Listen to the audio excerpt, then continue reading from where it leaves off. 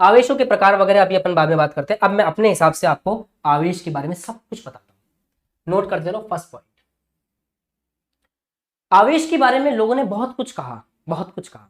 अब इतिहास में जाके बैठ के पढ़ने लगेंगे तो फिर आधा दिन उसी में निकल जाएगा। हटाओ, हम मॉडर्न डेफिनेशन पे आते हैं, आवेश की संकल्पना पे बात करते हैं, कंसेप्ट ऑफ चार्ज पे बात करते हैं। हेडिंग लगाएंगे बच्चों, आवेश की संकल्पना।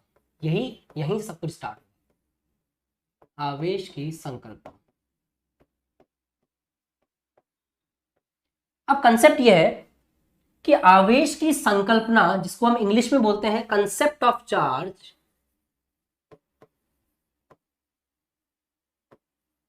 वो संकल्पना इलेक्ट्रॉन के आधार पे दी जाती है। नोट करेंगे, आवेश की संकल्पना इलेक्ट्रॉन के आधार पर दी जाती है। अब इसका क्या मतलब है समझाता हूं। देखो, केमिस्ट्री में आपने पढ़ा होगा सोडियम नाम का तत्व और क्लोरीन नाम का तत्व। सोडियम के पास आपको पता है 11 इलेक्ट्रॉन होते हैं और 11 ही प्रोटॉन होते हैं। अगर हम सोडियम की स्थिति को समझने की कोशिश करें तो 2,8,1 उसका इलेक्ट्रॉनिक विन्यास है, और अष्टक पूरा करने के लिए सोडियम की कोशिश ये होती है कि वो अपने बाह्यतम कोश के इलेक्ट्रॉन को बाहर निकाल दे। ये केमिस्ट्री में पढ़ाते हैं। तो अगर सोडियम अपने बाह्यतम कोश के इलेक्ट्रॉन को बाहर निकाल दे तो फिर जो सोडियम बनेगा उसमें इलेक्ट्रॉन कितने होंगे? एक इलेक्ट्रॉन निकल चुका है, 11 से हो गया 10, तो उसमें इलेक्ट्रॉन होंगे 10। प्रोटॉन कितने होंगे? प्रोटॉन पहले भी 11 थे, अभी भी 11 है। अब मुझे आप एक बात बताओ, कौन ज्यादा है? प्रोटॉन ज्यादा है। कितने से ज्यादा है? 1 से ज्यादा है, तो इस पे आवेश आएगा +1। तो अभी अभी आपने क्या सीखा कि आपके वस्तु पर धनावेश आया। कौन सा आवेश आया बेटा? आपके वस्तु पर धनावेश आया, जिसको हम धनावेश बोल सकते हैं या फिर इसको धनात्मक आवेश भी बोल सकते हैं। धनावेश आया, किस कारण आया समझो, इलेक्ट्रॉन के निकलने के कारण आया, इलेक्ट्रॉन के निकलने से आया।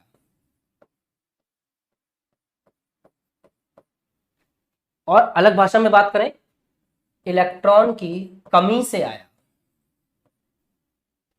तो जो आपका धनावेश है वो कैसे आ रहा है? इलेक्ट्रॉन की कमी से। मतलब इलेक्ट्रॉन की कमी से धनावेश आता है। एक बात हमें समझ में आ गई। दूसरी बात समझते हैं। दूसरा बंदा है क्लोरीन। 17 उसके पास इलेक्ट्रॉन होते हैं, 17 ही उसके पास प्रोटॉन होते हैं। अगर इलेक्ट्रॉनिक विन्यास उसका देखें तो 17 के हिसाब से लिखेंगे 2,8,7 आएगा।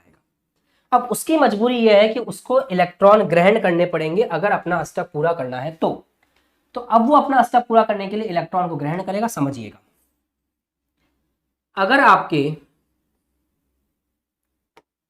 क्लोरीन ने 1 इलेक्ट्रॉन ग्रहण कर लिया ताकि ये 7 से 8 हो जाए, केमिस्ट्री ऐसा बोलती है, तो अब जो क्लोरीन बना उस क्लोरीन में इलेक्ट्रॉन कितने हैं? 18।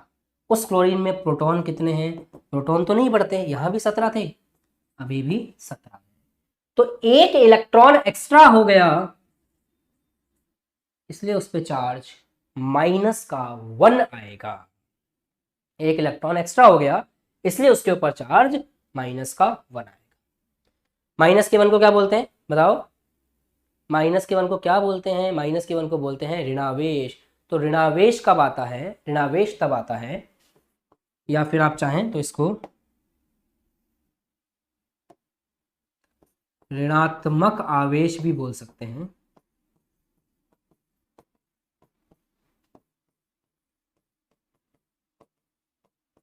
ऋणात्मक आवेश अर्थात ऋणावेश पता है कब आता है? इलेक्ट्रॉन को ग्रहण करने से आता है।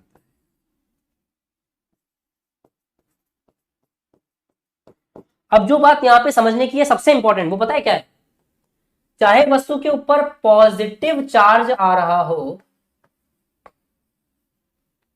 चाहे वस्तु के ऊपर नेगेटिव चार्ज आ रहा हो, दोनों के दोनों ही किसके कारण आते हैं? इलेक्ट्रॉन के कारण आते हैं। इलेक्ट्रॉन के निकलने से धनावेश उत्पन्न हो रहा है और इलेक्ट्रॉन के आने से ऋणावेश उत्पन्न हो रहा है। मतलब आवेश की संकल्पना किसके आधार पर दी जाएगी?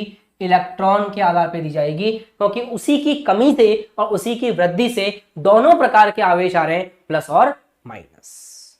बताओ, यहां तक का कंसेप्ट मक्खन है कि इलेक्ट्रॉन के आधार पे एग्जाम में सवाल पूछते हैं कि इलेक्ट्रॉन के आधार पे आवेश की संकल्पना क्यों दी जाती है। तो इलेक्ट्रॉन के आधार पे आवेश की संकल्पना इसलिए दी जाती है क्योंकि इलेक्ट्रॉन की कमी से ही धनावेश उत्पन्न होता है और इलेक्ट्रॉन की वृद्धि से ऋणावेश उत्पन्न होता है। दोनों के लिए ही इलेक्ट्रॉन जिम्मेदार है। मन में सवाल आता है, इलेक्ट्रॉन ही क्यों, प्रोटॉन क्यों नहीं निकल सकता? मन में सवाल आता है यहाँ पे कि वाई नॉट प्रोटॉन। अब इसके दो रीजन है, समझिएगा। अगर आपने थोड़ी बहुत केमिस्ट्री पढ़ी होगी बचपन में तो आपको पता होगा, एक होता है आपका नाभिक, जिसके अंदर दो लोग रहते हैं, प्रोटॉन और न्यूट्रॉन, और नाभिक के चारों तरफ होता है कक्षाएं, और उन कक्षाओं में कौन रहते हैं? इलेक्ट्रॉन। एक वस्तु में देना है तो भी इलेक्ट्रॉन जाएगा, एक वस्तु से निकालना है तो भी इलेक्ट्रॉन जाएगा। प्रोटॉन क्यों नहीं जाता? समझिएगा, दो रीजन है उसके पीछे। वाई नॉट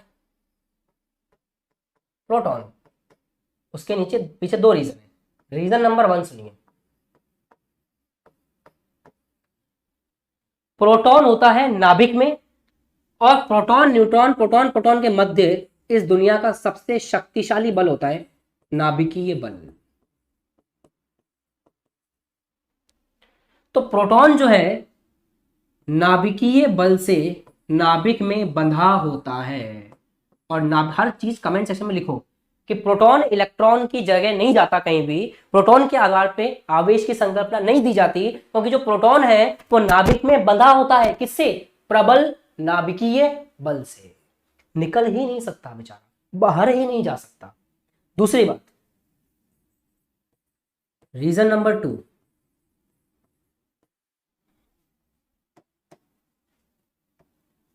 जो प्रोटॉन का द्रव्यमान है, द्रव्यमान वजन, वो इलेक्ट्रॉन के द्रव्यमान का 1837 गुना होता है।